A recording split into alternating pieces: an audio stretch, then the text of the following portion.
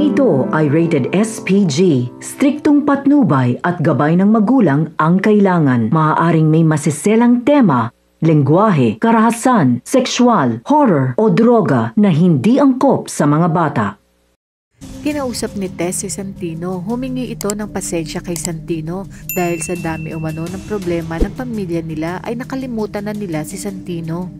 Sagot naman ni Santino na okay lang umano at naiintindihan naman niya. Iginiit naman ni Santino na parang may kulang daw sa kanya pagdating sa kanyang tatay Rigor.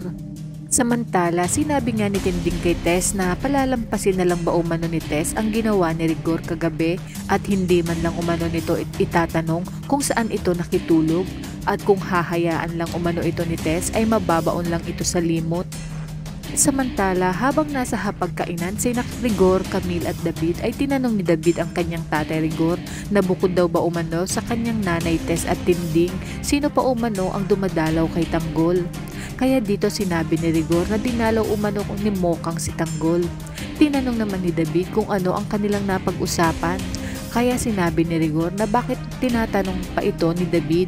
Ayon nga kay David na wala naman. Ang mga dapat nating abangan ngayong Huwebes sa araw ng kasal ni Mokang ay si Tanggol naman ang siyang masasakdal. At dito ay tumistigo pa ang mismong si Rigor upang lalong madiin si Tanggol, pati na din si Roda at ipinaturo nga kay Roda kung sino ang sumaksak sa kanya. Kaya naman dito ay agad na itinuro ni Roda si Tanggol at ito umano ang sumaksak sa kanya. Kaya kung bago ka pa lang sa aking channel ay mag-subscribe ka na at i-click mo na rin ang bell icon para updated ka sa pinakahuling kaganapan sa paborito mong teleserye, ang FPJ's Batang Quiapo. Hanggang sa muli, salamat!